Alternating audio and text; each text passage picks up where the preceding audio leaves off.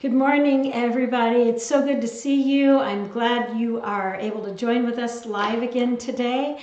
As you may know, I've been away for a few weeks, and I'm just deeply grateful for the chance to just completely set aside work for a few weeks and have a chance to just experience a whole new thing. My daughter and I traveled to Italy. I got home last night, and with jet lag, we all felt it would be better if I were home this morning. There are other people handling in person today, and again, a very public thank you to everybody who helped out and pitched in, especially Tammy. To make things happen so that I could take this break for a few weeks. But I've been excited to share with you all the messages I've shared while I was gone. So I do encourage you to go back and look at the last two Sundays if you'd like. They're just great teachings from both Pete Enns and Diana Butler Bass. But this morning's message, which is really more of a story, I have been very excited to share with you for a long time. Many of you know that I use videos and resources from an organization called the Bible Project. They are wonderful. You've seen many of them if you've been with us for a while. Well, one of the founders of the Bible Project is a guy named Tim Mackie. And as you know, if you've watched me for a bit, I've been on a huge spiritual journey. So has Tim Mackie.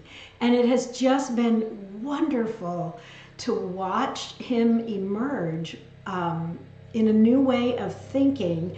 I have felt that way too, a broader mind about the goodness of God, about the greatness of God, about the love that exists in this world. Sorry, airplane outside.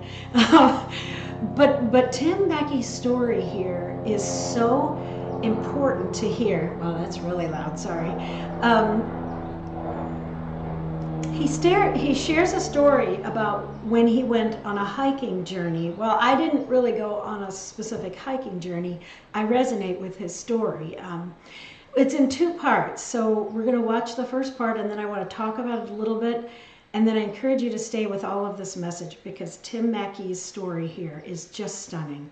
Just stunning. So listen to Tim Mackie's word, and I'll be with you this whole time, and in the middle and at the end, okay? Here we go.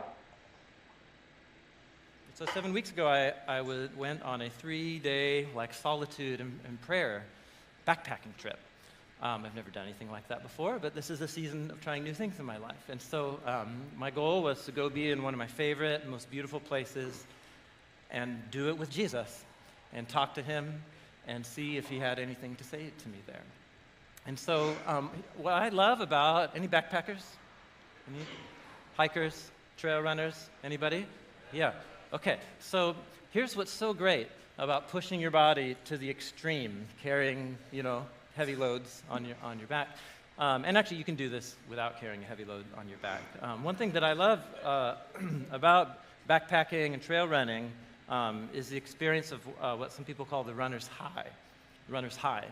So when you really push your body to extreme limits of endurance, your body floods itself with natural chemicals. They're called endorphins, and they make you feel really, really good. And another thing, at least what happens to me, is that my thinking gets really clear and really focused. And so what I often do is save up theological or biblical puzzles or things that I'm thinking about for a trail run, and I'll kind of stock the mental list, and I'm ready, I'm hit the trail, I'm breathing, and I'm focused, and I turn into the rich interior world that is my mind. And so that's what I did. And in the first 3 miles of the hike, I had a lot of elevation, and so I just here we go. I'm working on some things in Exodus chapter 4 today, and up the trail we go. And because Exodus 4 is wild, and that would be a whole other talk, but anyhow. So I was going up the trail, and actually I was going about 3.5 miles to a turn to explore this place that is no joke. You'll see why this is ironic and meaningful later, to a place called Eden Park to look for some campsites for that night. And so I'm just cruising. I'm having a great time. I'm sessioning Exodus 4 in my mind. And up on the left, I see rustling in the bushes. And so the first thing I think is it's an animal. But then it's not running away. And then that's not good. If it's an animal that's not running away, it's an animal that could kill you. And so it wasn't, though. It wasn't an animal. It was a woman crouching down in the bushes. And I'm not sure if that's any better. You know, I'm like, what's going on here? And so I get up, and this all happened in like 2 seconds. So like what I thought was she is, I would say going to the bathroom in the U.S. What would you say? Going to the bathroom? Of course, there's no bathroom. Well, actually, there is a bathroom. Here's what's so great about backpacking is you can go to the bathroom wherever you want, and usually have great views while you're doing it, too. And so I thought that's what was happening. I was like, I've come across a woman. She's, in the bushes going to the bathroom. I'm just going to, keep on going. And all of a sudden, I realized she wasn't going to the bathroom. She stood up, and her mouth was full. And she held out her hands, and she said, "Look at all of these huckleberries." Now, I've been informed that here in the UK, you don't have a thing that you call huckleberries, but think of it like a wild blueberry. You guys have blueberries? Yeah, okay, there you go. So, what I looked around, and I realized that I was surrounded by the densest, most filled huckleberry bushes, like wild. What do you want me to call them? Huckleberries or blueberries? What do you prefer? Yeah, huckleberries. Okay, that's what I call them. So that's what they are. So can we get the picture back up there? So, this is like if you go to a rural farm and it's like the you pick berry bushes. That's what it was like. And I looked back down the trail, and for as far down as I could see, about a mile, it was just huckleberry bushes that I had been walking through. And I looked up another, 3/4 of a mile to the turn, and it was just huckleberries. And there was something about the timing and the weather and, a million factors for why those berries were there along this big stretch of certain elevation on the side of the volcano. And so, once I did the only thing reasonable to do, which was to pull aside and start eating a lot of huckleberries. And you guys, the huckleberries followed me for all 3 days of my hike. And I had them as snacks. I put them in my, trail mix. I had them so many in my oatmeal every morning. And I discovered that this is a kind of berry that keeps your digestive system very regular. And that's a good thing on the trail. You want to keep the system clear,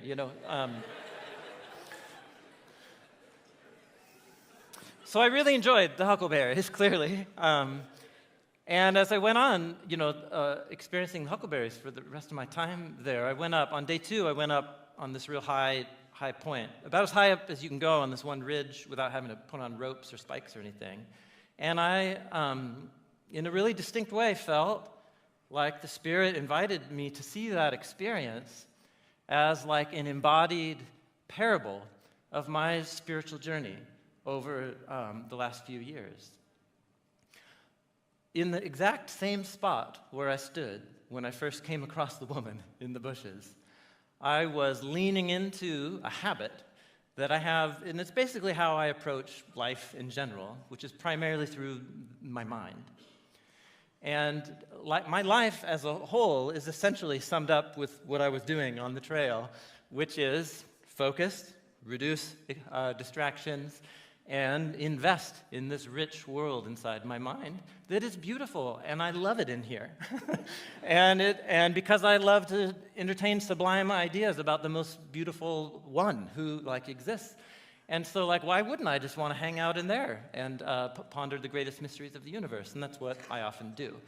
But one thing that that rich interior world doesn't afford me very often is being aware of my actual body and being aware of my physical surroundings. And so I really felt invited to see that moment as a real turning point that the Spirit is inviting me into at this point in my life, because the berries obviously weren't, the berries are just there. The berries were surrounding me. The berries had been surrounding me for almost that entire ascent all the way up. When I went back down a few days later, I was like, it's huckleberries the whole way. And it was me that was oblivious, yeah? You get what I'm saying? And so all of a sudden, I'm so thankful for that woman, because all of a sudden, the whole landscape shifted. And I was standing in the exact same place that I had been before I encountered that woman. And I really believe that there is something really important for me, and there might be something important for you.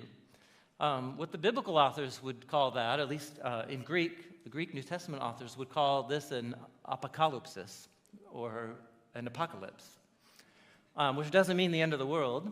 It means a moment when something is uncovered. And it was there all along, but you just didn't know it was there.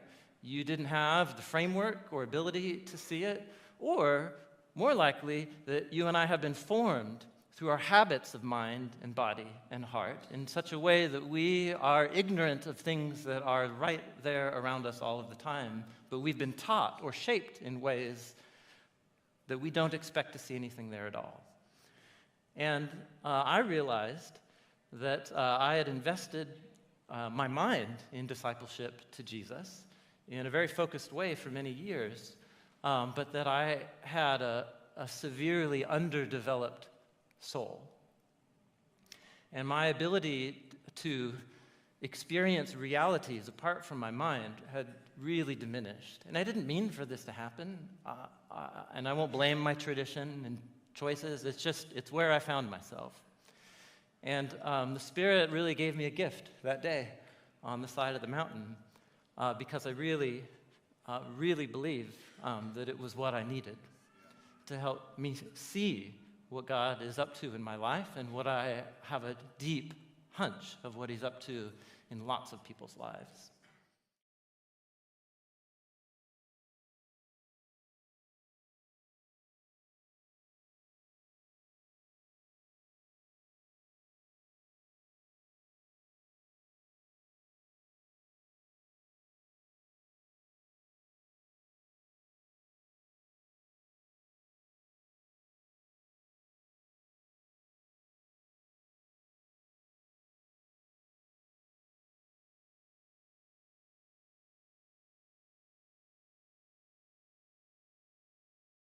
Ah, thank you. No sound. Okay, here we go.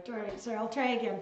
Isn't that a great story about how he's hiking along and all of a sudden he just becomes aware of what was around him the whole time, all of this abundant, beautiful growth that was providing nourishment all over the place around him. Well, while I didn't see huckleberries on my last trip, I did see tons and tons of olive trees. When I took a moment to look up from my cell phone, trying to figure out where we were going in these very crowded cobblestone streets, and noticed the abundance. It was so abundant that there were even olives just stomped on the sidewalk because there were too many to even pick. And so I think it's a beautiful realization for Tim Mackey to have, that while he spends time being caught in his mind, which I know we all get caught in our experiences, and sometimes we need to spend time discerning things and thinking through things. But it's so easy just to miss the beauty around us. I mean, and the difficulty around us, seeing other people's experiences and also God's goodness and generosity all around us. So I think it's a beautiful story for Tim to share with such vulnerability about how he was caught in doing things the way he always does and had this epiphany, or apocalypse is the word he uses. Apocalypse of realization that he was missing a lot, missing many things. It just piqued his curiosity. And I want you to hear what he says next. He says some very vulnerable things, even at the beginning of this next segment. He talks about praying with his child, even though at this point in his faith, he wasn't sure what that does, if it does anything. And I think that's important for you to hear someone say out loud, because I know that many people I have talked with who have shared with me, and maybe some of you have personally wondered, what exactly is the function of prayer, and how does that work, and how does God answer one prayer when another person's prayer is not answered because of that? There's all this confusion about faith when you really begin to deconstruct, which I don't think is negative in this case at all, your views and your beliefs. But listen to Tim's very vulnerable words Very. For a leader of a group like the Bible Project to be so forthcoming about his own journey, I'm just in awe of this. Listen to his words and what happens and where he lands, okay? So stay with me through part 2. It's absolutely beautiful.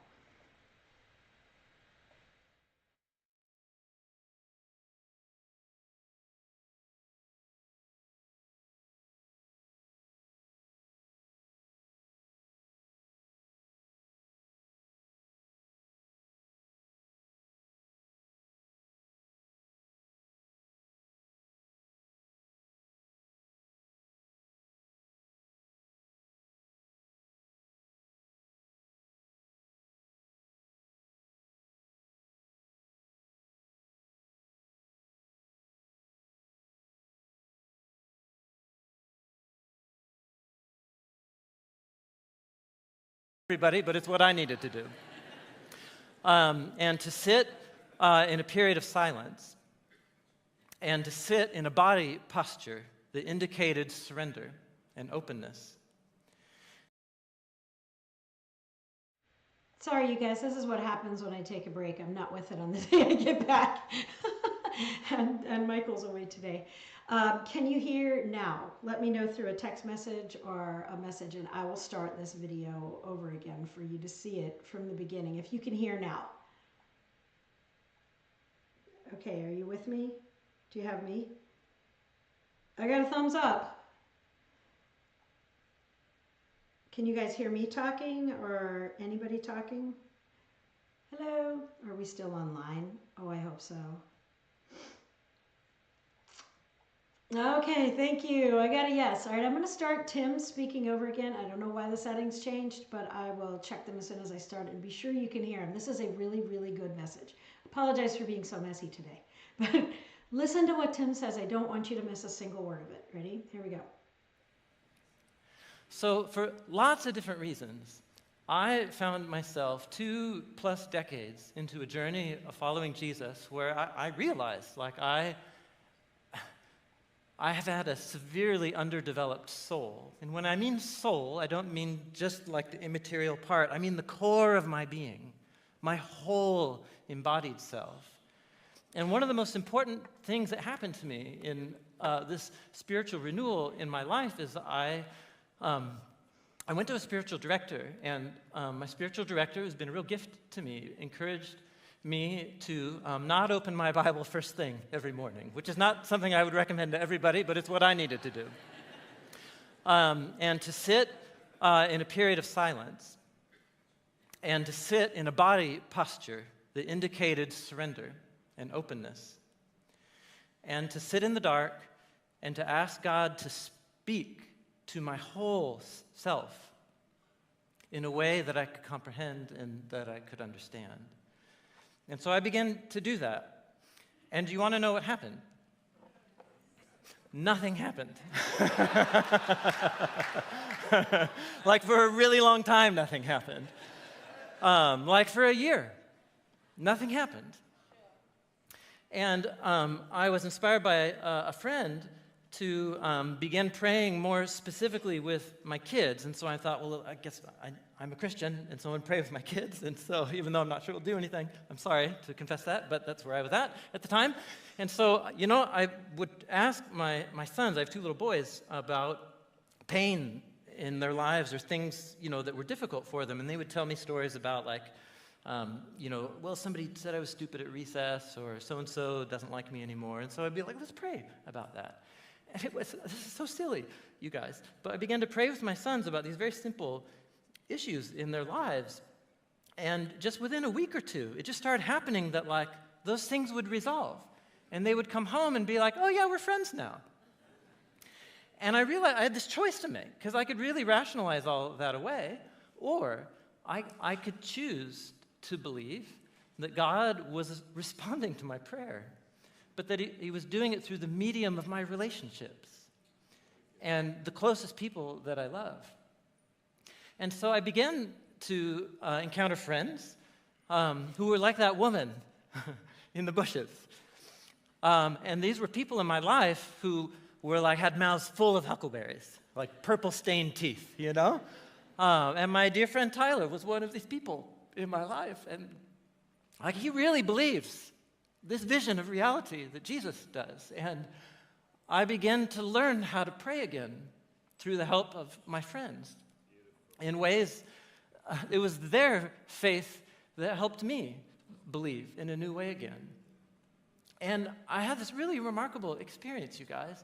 Last summer, I got this terrible infection in the back of my throat. And my throat swelled up. It almost spelled like about 30% closed. And when I went to the doctor, they were like, this is serious. And you need to have a surgery, like a minor procedure, but anytime you have sharp instruments going to the back of your mouth, like it's not a pleasant thing to look forward to. And it was really painful.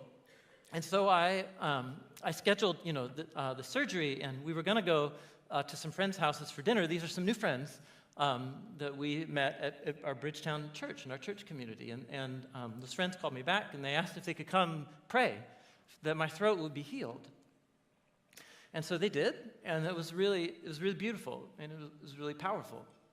And so I went to bed that night, and I woke up in the morning, and it was still painful and really swollen. I'm like, okay, I have to wait till 11 o'clock, so I'm just going to play Lego all morning. And so that's what I did with my boys. And I got up to go put on my shoes to go have surgery to deal with my throat. And I walked by the bathroom, and I don't know what to tell you guys, except my throat completely decreased in swelling as I walked in the hallway. And I went to the doctor, and they said, "You're fine. We don't need to do anything at all." And you guys, I was just like,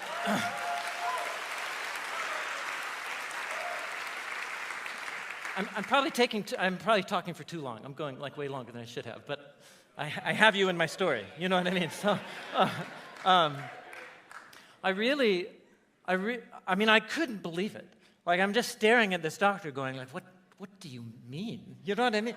And it was that my reality was breaking open. My vision of reality was breaking open. And what I realized was that, like, God cares about my throat. Like, he cares about me, you know? And he cares that, like, here's this nerd, who's trying to follow me and trying to teach other people about me. And, he's allowing me to do it. But, like it's been so long since I've had an encounter that felt so real that I couldn't deny it. And as I was in there in that doctor's office, I was just like, what? This is so, truth is stranger than fiction. You guys with me? So I spent all summer, the rest of the summer, like wondering, what's that about? Like, that was such a gift. And so I was giving this talk a week and a half ago. So remarkable, you guys, and at my church. And so I told the story. And afterwards, there was a woman named Danielle who came up. She was the first person that I talked to, and she said, "Tim, you have a whole podcast series, and you made a video about the Hebrew word for soul. And maybe I've taught some of you that word through the video. Anybody? What's the Hebrew word? Nefesh. Yeah, nefesh. Do you remember the most literal meaning of nefesh? Throat. And Danielle said to me, God healed your nefesh, and he's healing your nefesh. Yeah?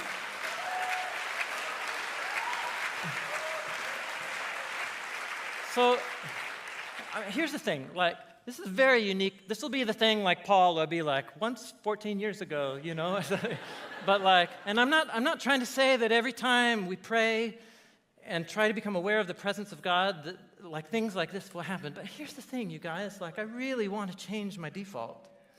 Because I just have this deep hunch that there are more and more huckleberries to be tasted than you and I would ever imagine. Are you guys with me? And if there are more huckleberries to be had, and if that is what we are after in this thing called prayer, then I want a lot of prayer. I want a lot of prayer in my life. Are you with me? Yeah? I hope you're able to hear me again. I think I've got the settings right now so that you can. Isn't that a beautiful way for Tim to talk about this experience that he had? First, as a living parable with this woman who was eating huckleberries out there, and then this very strange encounter with prayer that he experienced a healing that many people never experience and long for. It's like this beautiful little indication that God is aware and God is a part of what we do. And we don't always understand the mechanism of prayer. But I love how he said prayers are answered through the medium of our relationships. I believe that is true. And so here's what I want to say to you. Look up. There are huckleberries everywhere. There is goodness and grace and mercy, evidence of love and hope and joy and peace, even through this election cycle when things are so difficult and contentious, and I know we're all worried about what's going to happen no matter who gets elected. I mean, just look up. There is beauty all around us. There are plenty of huckleberries out there, plenty, or olives, or whatever it is. Look up. And I also want to encourage you, friends, because I fully believe that we can be huckleberries. We can be a part of the goodness and the abundant grace that people so desperately need in this world. I mean, not just consuming the grace of God, but embodying it.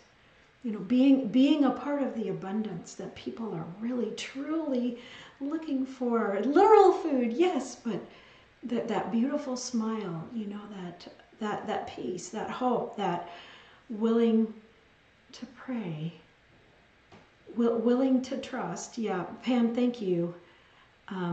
Yes, I don't know how God answers prayer. That's a really good thing to consider. It might be what I end up preaching on next because it's probably the most confounding thing to me right now personally. But I hope Tim's story has been meaningful for you today. If you're wondering about all these things, if you're feeling trapped in your mind, if you're longing to see the huckleberries in this world or be a part of the huckleberries of this world, just remember that the movement of God's love and hope and joy in this world will never end. It will always be, and it will be embodied in the people who are willing to embrace that love and live it as much as we can. And the more whole and healed we are, the more holy we can become in this world. The more holy each person, each relationship can be. So friends, thank you for sticking with us this morning. Thank you for letting me take a break for a few weeks. I really look forward to our next journey together for the weeks to come. And as long as we keep meeting together, I believe that God's beautiful work is being done in you all the time. So I just encourage you, friends, stick with this hope for love in all circumstances and see all the potential around you. Notice it. Yeah, Evelyn, time to go berry picking for sure. I got some tomatoes on the back porch I'm going to get at, and then I'll probably take a nap. We have a song to close today. Take a few minutes just to enjoy the beauty of the thoughts and ideas in these lyrics. It's called Ever Be. And I look forward to seeing you guys again next Sunday and maybe tomorrow morning. Take care.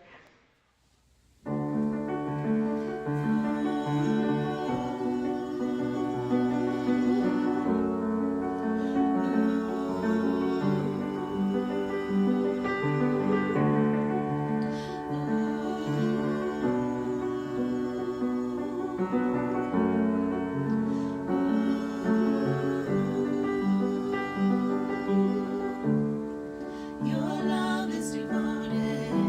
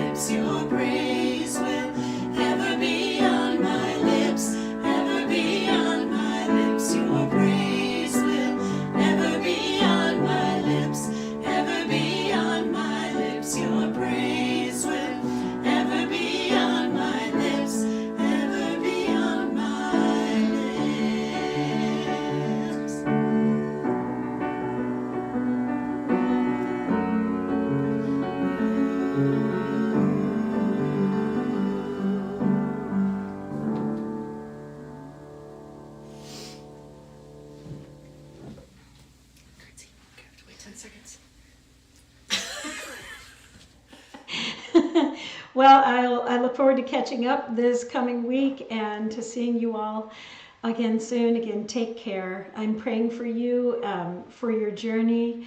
I'd love to hear from you, Pam, including you, your comments about prayer. Love to hear from you. Reach out anytime.